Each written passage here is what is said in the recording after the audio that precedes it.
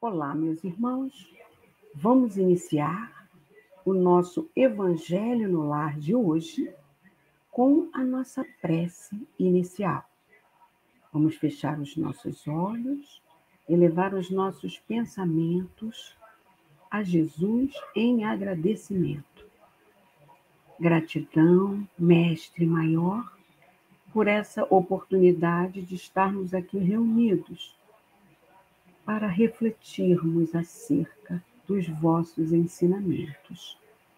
Gratidão a esses amigos espirituais que em seu nome nos assistem, mas sobretudo, Senhor, gratidão ao nosso Pai maior, que nos permite essa oportunidade abençoada.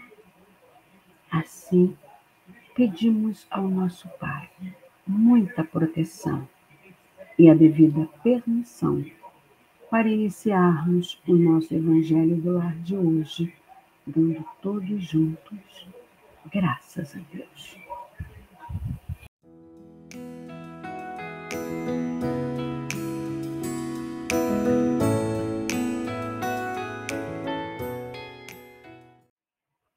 Olá, queridos irmãos que estão nos assistindo em tempo real e aqueles que nos acessarão em outra oportunidade. Nós, do Grupo Espírita Paulo de Tarso, do Rio de Janeiro, estamos muito felizes de tê-los conosco. Relembrando que fazer o Evangelho em casa é trazer para a nossa companhia, para o nosso lar, transformá-lo num templo de Jesus. Trazemos a companhia do Mestre para conosco. Que sejam de paz os nossos pensamentos e os nossos sentimentos. Vamos dar continuidade, meus irmãos, ao estudo do capítulo 5, Bem-aventurados os aflitos. Hoje, o nosso Evangelho vai estudar o item 26, que tem por título Provas voluntárias, o verdadeiro cilício. Entendendo que cilício são os tormentos e sacrifícios voluntários. Assim, iniciemos a leitura deste item 26,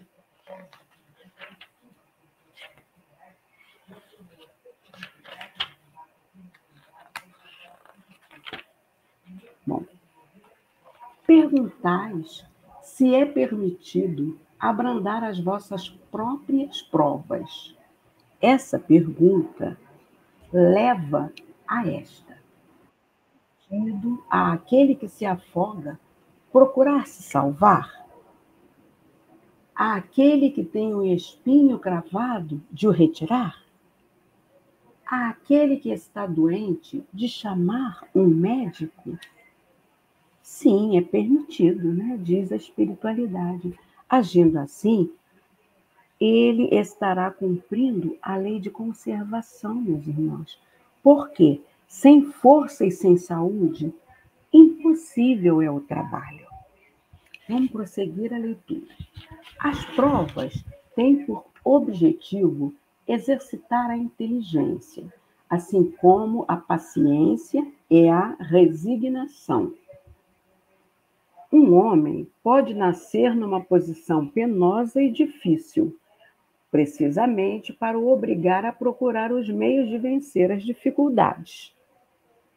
O mérito consiste em suportar, sem lamentação, as consequências dos males que não se podem evitar, em perseverar na luta, em não se desesperar se não for bem-sucedido, mas não num desleixo que seria de preguiça mais do que de virtude.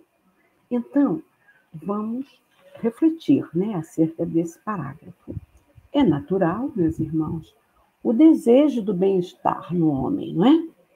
Deus não condena a procura do bem-estar, desde que não seja conseguido à custa de outrem e não venha a diminuir-vos nem as forças físicas, nem as forças morais.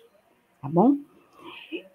Ou seja, exercitando a inteligência dentro dos princípios das leis morais, meus irmãos, o homem cumpre o objetivo das suas provas, evoluindo espiritualmente, desenvolvendo sua capacidade de paciência e resignação, exercendo a lei do trabalho perseverante, meus irmãos, sem desânimo diante dos obstáculos.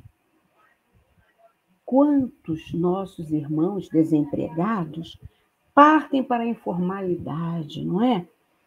Quantas senhoras, para ajudar na composição da renda familiar, passam a fazer quentinhas para fora, artesanatos, outras alternativas, e muitas das vezes até consolidam-se financeiramente nesse projeto executado a partir de uma dificuldade que lhes acicatou. O trabalho, meus irmãos, é a lei da natureza.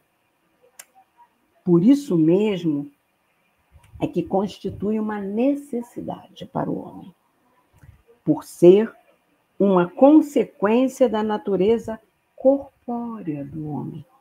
É a expiação e, ao mesmo tempo, meio de aperfeiçoamento da sua inteligência. Por isso é que seu alimento, sua segurança e seu bem-estar dependem do seu trabalho e da sua atividade. Ao extremamente fraco do corpo, outorgou Deus a inteligência em compensação, mas é sempre um trabalho. Então, a gente vai ver como a providência divina atua, né, em nosso auxílio, seja quais forem as situações de dificuldades que tenhamos que passar em nossas provas e expiações. Para isso, recorremos ao livro Vivendo o Evangelho, uma psicografia de Antônio Badui Filho, pelo espírito de André Luiz. Não é verdade? Ele fala na lição 70, que tem por título Com Desconto, o seguinte: a doença é incurável, a dor incomoda, mas o remédio alivia. A surdez é definitiva, reduz a comunicação, mas os sinais resolvem. Então, aí as libras, né, meus irmãos? A lesão é congênita, altera o organismo, mas a cirurgia decide.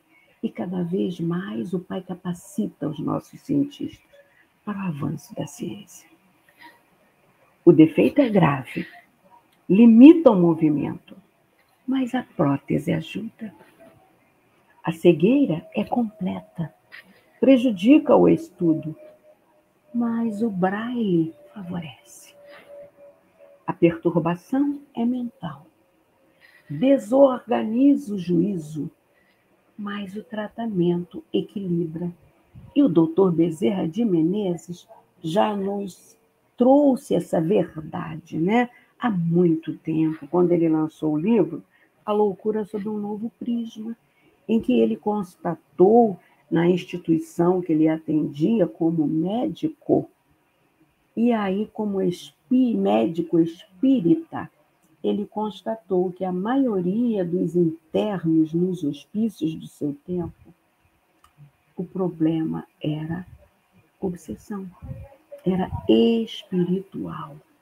Então, o tratamento no tempo oportuno equilibra, não é? O problema é insolúvel, ocasiona sofrimento, mas a fé traz resignação. Então, a misericórdia divina permite o rigor da prova, mas oferece inúmeros recursos para abrandar-lhe as consequências aflitivas. A provação dolorosa é débito antigo em resgate na existência atual. É pagamento de dívida do passado, mas quase sempre pagamento com desconto, né? Nós erramos por atacado e pagamos, né, com desconto. Assim, meus irmãos, a gente vai entender, né, que o homem terá mérito ao suportar, sem lamentações, as consequências dos males que não puder evitar, perseverando na luta, não se desesperando se não for bem-sucedido. Afinal, até água estagnada prolifera mais consequências, não é verdade? Assim como aquele que é abatido cai num desleixo que seria preguiça mais que virtude. É preciso, então, confiar nessa assistência de Deus, como nos disse André Luiz. Vamos prosseguir no item 26. Essa pergunta conduz naturalmente a uma outra. Uma vez que Jesus disse: bem-aventurados os aflitos, há mérito em procurar as aflições, agravando as próprias provas por sofrimentos voluntários? A isso responderei muito claramente.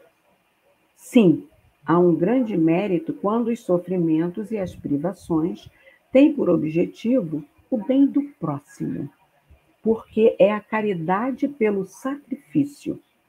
Não quando não tem por objetivo senão a si mesmo, porque é do egoísmo por fanatismo. Então, vamos exemplificar, né?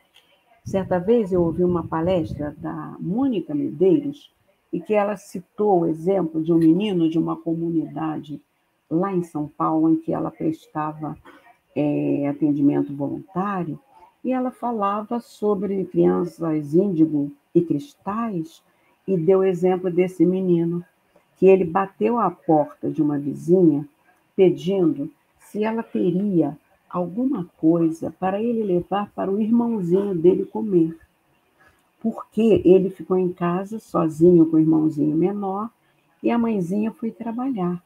Mas a situação deles era tão precária que ela não conseguiu deixar nada para os filhos comerem.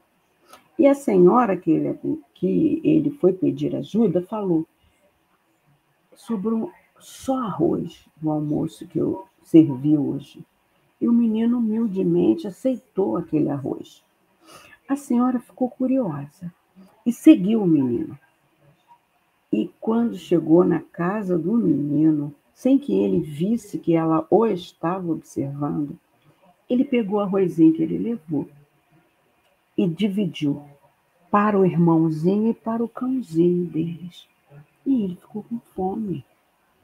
Esse é um tormento voluntário que Deus aceita, não é? Porque é em benefício do próximo.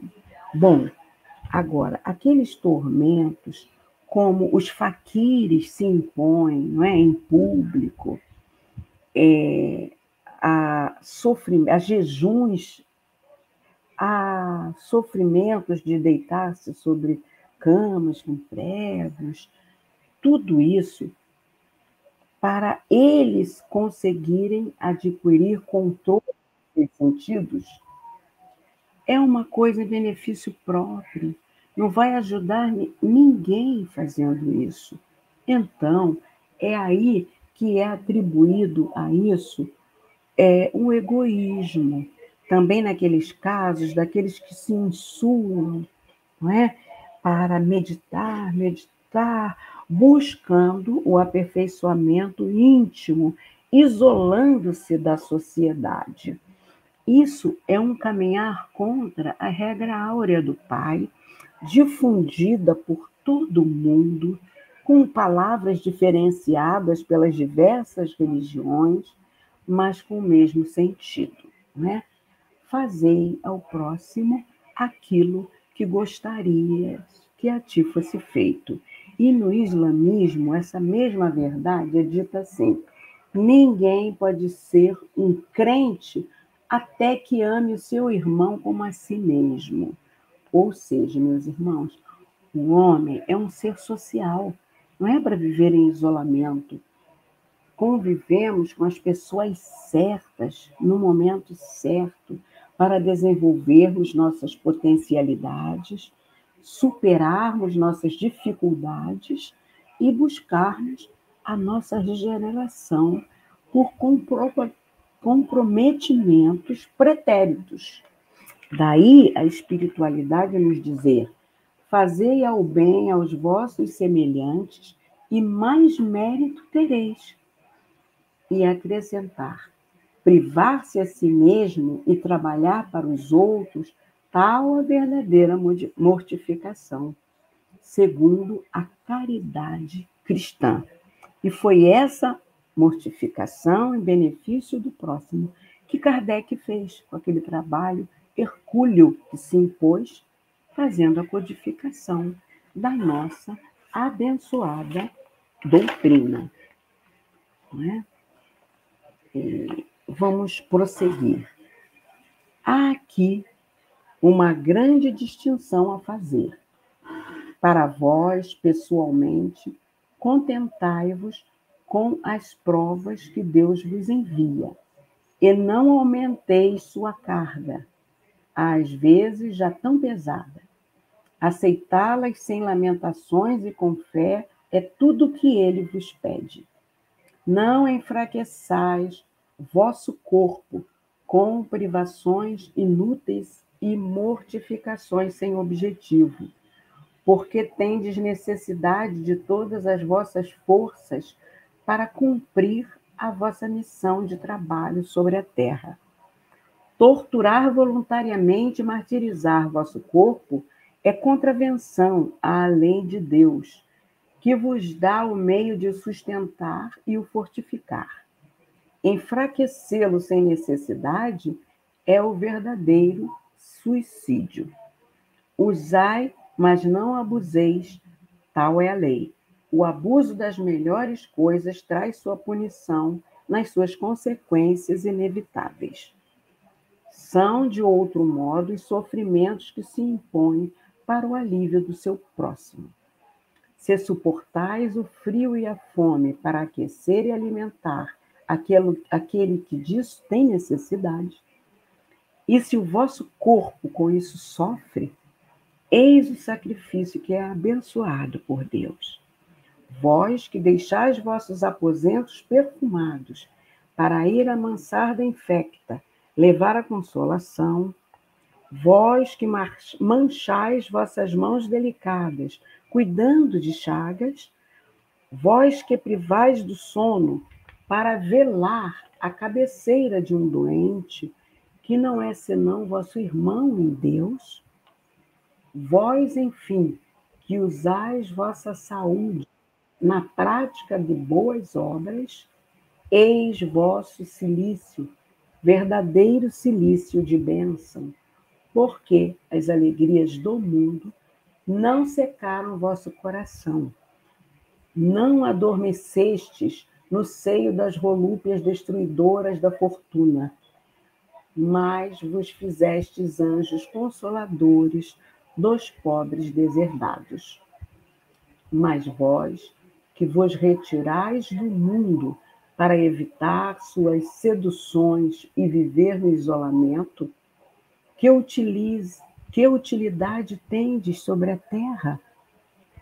Onde está vossa coragem nas provas, uma vez que fugis da luta e desertais do combate?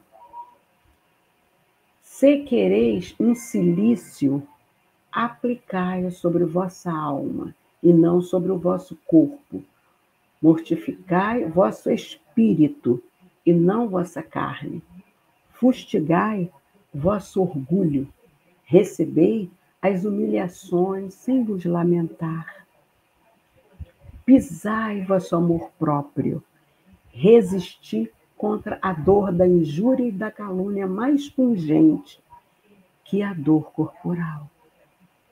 Eis o verdadeiro cilício, cujas feridas vos serão contadas, porque elas atestarão vossa coragem e vossa submissão à vontade de Deus.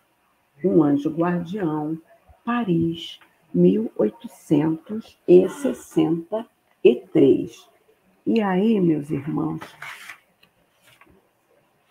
a espiritualidade ainda nos esclarece que há também privações voluntárias meritórias, quando nos privamos dos gozos inúteis, porque desprende da matéria o homem e lhe eleva a alma.